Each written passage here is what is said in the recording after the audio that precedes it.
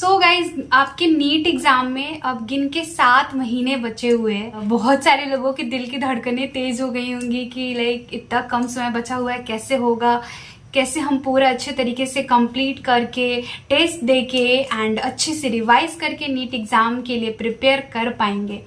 सो अंदर से बहुत ज्यादा डाउट भी आता होगा एंड क्वेश्चंस आते होंगे कि लाइक मेरे से होगा भी या नहीं होगा। मैं ये समझ सकती हूँ क्योंकि मैं भी आपकी तरह एक टाइम पे नीट एस्पिरेंट थी एंड उस टाइम पे मुझे भी बहुत डाउट हुआ करता था कि लाइक मेरे से होगा या नहीं, कहीं ऐसा तो नहीं होगा कि इस ड्रॉप में मैं इतना मेहनत कर रही हूँ एंड इस बार भी सिलेक्शन ना हो। सो ये सारे जो क्वेश्चंस है ना, ये सबके माइंड में आते हैं, ये मेरे माइंड में भी आए हुए हैं एंड ये आपके माइंड में भी आ रहे हैं। आई नो आप लोग कमेंट सेक्शन में लिख के जाते हो, मैं सारे कमेंट्स पढ़ती हूँ एंड समझ आता है कि हाँ आपको भी डर लग रहा है। सो गाइज, डरने की जरूरत नहीं है, डर सबको लगता है, बट वो बोलते हैं ना डर के आगे जीत है। तो बस क्या करना है, लगे रहना है, मेहनत करते रहनी है एंड इसी तरह कंसिस्टेंसी बनाए रखना है। सो आप लोग बहुत दिनों से केमिस्ट्री के लिए पूछ रहे हो कि दी केमिस्ट्री में कौन से टीचर से पढ़े, केमिस्ट्री किस तरीके से पढ़े, आपने कैसे पढ़ा था।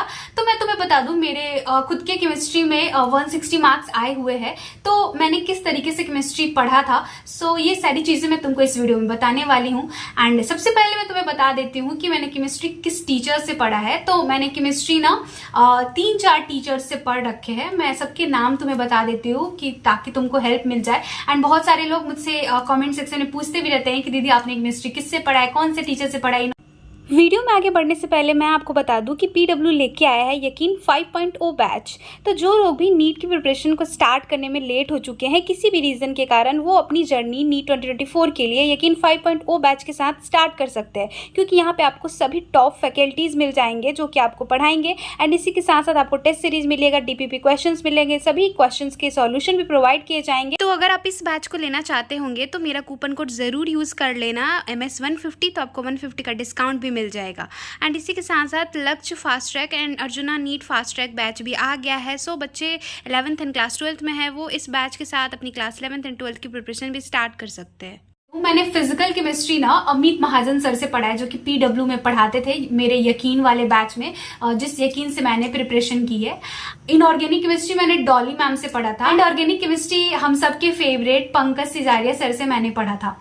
सो इन टीचर्स के अलावा मैंने यूट्यूब पे भी एक टीचर से केमिस्ट्री पढ़ा है एंड वो है विशाल तिवारी सर। एंड उनका खुद का चैनल हुआ करता था उस टाइम पे एंड मैंने उनके चैनल को फॉलो किया था उस टाइम पे। लास्ट का जब नीट का बहुत कम समय बचा हुआ था तो हर चैप्टर के 1 शॉट सीरीज वो लेके आए थे एक यूट्यूब पे एंड मैंने उनके 1 शॉट सीरीज को फॉलो किया था उस टाइम पे एंड उसमें वो बहुत सारे क्वेश्चंस भी प्रैक्टिस कराते थे, तो उससे काफी अच्छा प्रैक्टिस हो जाया करता था। हालांकि मैंने सारे चैप्टर्स तो बैच में पढ़ रखे थे, बट वहां पे जाती थी ना मैं, तो उनके जितने भी क्वेश्चंस वो क्लास में कराते थे वो मैं किया करती थी, इससे बहुत ज्यादा फायदा हो जाता था। तो ये सारे टीचर्स है जिनको मैंने अपनी नीट प्रिपरेशन के टाइम पे केमिस्ट्री में फॉलो किया है। अब बात करते हैं कि केमिस्ट्री मैंने पढ़ा कैसे था। तो सबसे पहले बात आती है कि केमिस्ट्री में 3 पार्ट्स होते हैं, फिजिकल, इनऑर्गेनिक एंड ऑर्गेनिक। तो देखो तीनों को लेके ना अप्रोच अलग अलग होता है कि किस तरीके से हम तीनों को पढ़ेंगे ताकि हम ज्यादा से ज्यादा नंबर स्कोर कर पाए नीट एग्जाम में। फिजिकल केमिस्ट्री की बात करें तो देखो फिजिकल केमिस्ट्री में मुझे भी पता है, तुम्हें भी पता है कि बहुत सारे फॉर्मूलाज है। तो बहुत सारे फॉर्मूलाज है, तो सबसे पहली बात आती है कि जितना ज्यादा हम फॉर्मूला याद रखेंगे उतना ज्यादा हम फिजिकल केमिस्ट्री के क्वेश्चंस सॉल्व कर सकते हैं। कुछ क्वेश्चंस तो डायरेक्टली फॉर्मूला बेस्ड होंगे जिनको आप फॉर्मूला याद करके जाओगे एंड फॉर्मूला लगा के बना ले जाओगे, तो वो तो काफी ज्यादा आसान हो जाते हैं। ठीक है, दूसरा क्वेश्चन आता है कॉन्सेप्ट बिल्डिंग वाला, जिसमें कि आपका कॉन्सेप्ट अगर अच्छे से बिल्ड हो रखा है, कॉन्सेप्ट आपको आपने अच्छे से समझा है तो आप उसको इजिली बना ले जाओगे। तो इसके लिए तो आपको पूरे अच्छे से वीडियो लेक्चर्स देखने पड़ेंगे। जहां से भी आप फिजिकल केमिस्ट्री पढ़ रहे हो, जिस टीचर से भी पढ़ रहे हो, उनके सारे वीडियो लेक्चर्स देखो, सारे कॉन्सेप्ट को समझो एंड नोट्स बनाओ। ठीक है, तो नोट्स बनाने हैं एंड उसमें सारे क्वेश्चंस लिखने हैं, जितने सारे क्वेश्चन वो सर करा रहे हैं उस बैच में, सारे क्वेश्चंस को तुम नोटबुक में लिखो और जितने क्वेश्चंस तुमको नोटबुक में लिखे जाएंगे ना, वो सारे क्वेश्चंस को तुम्हें डेली प्रैक्टिस करना है ताकि वो सारे क्वेश्चन तुम्हारे टंग पे हो जाए। मतलब ऐसा ना हो कि उसमें कोई वैसा क्वेश्चन रह जाए जिसका तुम्हें सॉल्यूशन देखना पड़े। ठीक है, तो इस तरीके से क्या होगा, तुम्हारा कॉन्सेप्ट भी बिल्ड होगा एंड वहां जो सर तुम्हारे क्वेश्चन कराएंगे वो भी तुम बना ले जाओगे। उसके बाद बात आती है कि PYQ सॉल्व करना, क्योंकि PYQ के ट्रेंड पे ही बहुत सारे क्वेश्चन आते हैं। तो फिजिकल केमिस्ट्री में मैं बोलूंगी कि सबसे पहले आप सारे फॉर्मूलाज याद कर लो, तो जितने भी फॉर्मूला बेस्ड क्वेश्चन आएंगे तो आराम से बन जाएगा। सेकेंड बात आ गई कि कॉन्सेप्ट बिल्डिंग जो क्वेश्चंस होते हैं उनके लिए अच्छे से नोट्स बनाओ, कॉन्सेप्ट को समझो एंड ढेर सारा क्वेश्चन प्रैक्टिस करो जो सर ने करा रखे हैं नोट्स में वो, एंड इसके साथ साथ जो तुमको डीपीपी मिलता है या फिर जो मॉड्यूल है वहां से। उसके बाद तुमको PYQ करना है, जितने सारे PYQ हैं लास्ट 10-15 साल के वो सारे PYQ कर जाओ। तो यही सारी टेक्निक मैंने भी अपनी नीट प्रिपरेशन के टाइम पे यूज की थी फिजिकल केमिस्ट्री के लिए। सो यही चीजें अगर आप फिजिकल केमिस्ट्री में अच्छे तरीके से फॉलो करोगे तो इसके अलावा कुछ भी करने की जरूरत नहीं है। मैंने तो कुछ नहीं की थी इसके अलावा, ठीक है। अब बात करते हैं इनऑर्गेनिक केमिस्ट्री पे। इनऑर्गेनिक केमिस्ट्री जो हो गया सबसे ज्यादा रट्टाफिकेशन है, आपको भी पता है।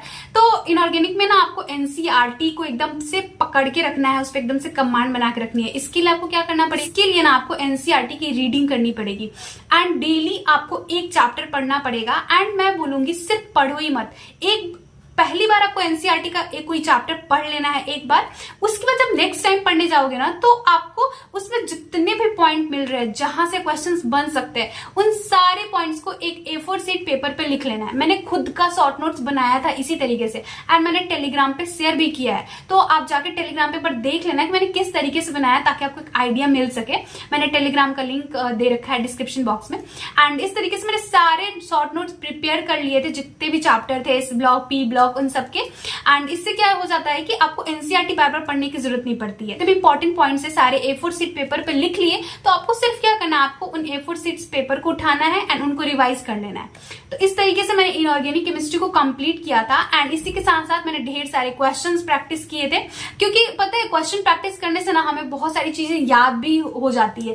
बहुत बार ऐसा होता है कि कुछ हम याद करते रहते हैं बट याद नहीं हो पाता, लेकिन हम क्वेश्चन बनाते हैं ना तो वो हमें याद रह जाता है। तो इस तरीके से आपको इनऑर्गेनिक केमिस्ट्री को कंप्लीट करना है एंड इसमें ना आपको कोऑर्डिनेशन कंपाउंड वाले चैप्टर पे खास ध्यान देना है। उसमें आपको अच्छे से कॉन्सेप्ट बिल्ड करना है एंड तभी आप उस पर अच्छे से कमांड बना पाओगे। बाकी सब चैप्टर जो है अधिकतर रट्टाफिकेशन है, अगर आप उनको अच्छे से याद कर लेते हो, सारे पॉइंट्स को याद कर लेते हो, NCERT के ढेर सारे PYQ सॉल्व कर लेते हो तो आपको हो जाएगा।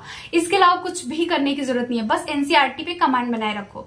नेक्स्ट बात करते हैं ऑर्गेनिक केमिस्ट्री पे। तो ऑर्गेनिक केमिस्ट्री में क्या है कि कॉन्सेप्ट भी है एंड इसके साथ साथ याद करने वाली चीजें भी है। बट हाँ, सबसे पहले बेसिक पे आपको ऑर्गेनिक केमिस्ट्री में कमांड करना पड़ेगा। जैसे कि आपको जो GOC वाला पार्ट हो गया उसको अच्छे से पढ़ना है। आप कहीं से भी पढ़ सकते हो, आप अपने बैच वाले टीचर से पढ़ सकते हो या फिर पंकज सिजारिया सर ने या फिर और भी बहुत सारे टीचर्स ने यूट्यूब पे भी फ्री लेक्चर्स डाल रखे हैं, वहां से भी आप GOC को पढ़ के अच्छे से कंप्लीट कर सकते हो। उसके बाद IUPAC नेमिंग आपको अच्छे से आनी चाहिए। ये सब जो स्टार्टिंग वाला पार्ट है ऑर्गेनिक केमिस्ट्री का, यही पिलर्स है इसके। अगर इनको आप स्ट्रॉन्ग बना लोगे ना तो आपका बेसिक जो होगा, आपका पिलर्स बहुत ज्यादा स्ट्रॉन्ग हो जाएगा, देन आपको आगे दिक्कत नहीं आएगी GOC को पढ़ने में, क्योंकि आगे क्या चैप्टर्स में वही सारे रिएक्शन है जो कि आप GOC में पढ़ोगे, ठीक है।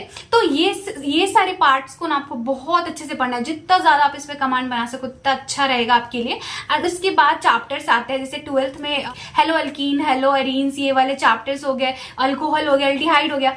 इन सारे चैप्टर्स के भी अगर आप शॉर्ट नोट्स बना पाओ NCERT से तो ये दी बेस्ट रहेगा, क्योंकि मैंने खुद से इन सारे चैप्टर्स के शॉर्ट नोट्स NCERT पढ़ के बना लिए थे। क्योंकि NCERT में जितना भी इंफॉर्मेशन होगा ना वो सारे आपके पेज पे आ जाएगा, तो आपको बार बार NCERT पढ़ने की जरूरत नहीं पड़ेगी। और हाँ, आप लोग पूछते हो कि ऑर्गेनिक में NCERT इंपॉर्टेंट है या नहीं, तो यार इंपॉर्टेंट है, बहुत ज्यादा इंपॉर्टेंट है। आपको ऑर्गेनिक की NCERT भी पढ़नी है। तो इस तरीके से मैंने शॉर्ट नोट्स बना लिया था, मैंने अपने टेलीग्राम पे भी शेयर किया है और शायद नहीं किया हुआ तो मैं कर दूंगी कुछ दिन में। एंड इसके अलावा जितने भी क्वेश्चन दिए हुए हैं ना ऑर्गेनिक के बैक एक्सरसाइज में और इन टेक्स्ट में, वो आपको जरूर करने हैं। वो अच्छे से आप कर लो एंड उन पे अच्छे से कमांड बना लो। कई बार तो वही से क्वेश्चन आ जाता है डायरेक्टली, ठीक है। तो इससे आपको ऑर्गेनिक केमिस्ट्री बहुत ज्यादा स्ट्रांग हो जाएगा। और मैं बोलूंगी आपको ऑर्गेनिक केमिस्ट्री में शॉर्ट नोट्स बनाने ही है NCERT के, एंड इसके साथ साथ ना 3-4 पेजेस बनाने हैं। आपको A4 शीट पेपर लेना है एंड एक पेज पे आपको नेम रिएक्शन लिखना है, एक पे रिएजेंट का नाम लिखना है एंड एक पे सारे टेस्ट के नाम लिखने हैं, जितने भी ऑर्गेनिक रिएक्शन के टेस्ट है। इन सब चीजों को अगर एक एक पेज पे लिख लेते हो और उस पेज को आप डेली रिवाइज करोगे ना, आपका 50 to 60% चीजें वही से आने वाली है। सारे नेम रिएक्शन, सारे रिएजेंट के नेम, सारे टेस्ट एंड इसी के साथ साथ टाइप्स ऑफ रिएक्शन जो GOC में दिया हुआ है वो भी काफी ज्यादा इंपॉर्टेंट हो जाता है। जब मैं 11 में थी ना तो वहां पे मेरे टीचर्स ने ऐसे फ्लैश कार्ड बनाने के लिए बोला था नेम रिएक्शन के, कि फ्लैश कार्ड बना लो एंड उन फ्लैश कार्ड को तुम डेली उठा के एक बार रिवाइज कर लो। सो यही सब टेक्निक सब लोग यूज करते हैं यार, कुछ अलग नहीं करते हैं। तुमको भी यही करना है, बिल्कुल डरना नहीं है। कुछ रॉकेट साइंस कोई नहीं लगाता है नीट एग्जाम में। और नीट एग्जाम में ऐसा कुछ नहीं है कि आपका दिमाग बहुत ज्यादा तेज है, आप ब्रिलियंट स्टूडेंट है तब भी आप नीट एग्जाम निकाल पाओगे। अगर आप एक एवरेज स्टूडेंट हो और हार्ड वर्किंग हो और कंसिस्टेंसी मेंटेन करते हो अपनी नीट प्रिपरेशन के टाइम पे, तो आपके लिए नीट एग्जाम कोई बहुत बड़ा रॉकेट साइंस नहीं रह जाएगा। सो बस यही सारी चीजें हैं, इनको अच्छे से फॉलो करो एंड देखना अगर आप इनको सही तरीके से फॉलो करोगे आपकी केमिस्ट्री बहुत ज्यादा अच्छी हो जाएगी। So wish you all the best. कुछ भी डाउट लगे नीचे कमेंट सेक्शन में पूछना, मैं इधर आपके सारे कमेंट्स के रिप्लाई देती हूँ एंड मिलते हैं नेक्स्ट वीडियो में। Thank you so much.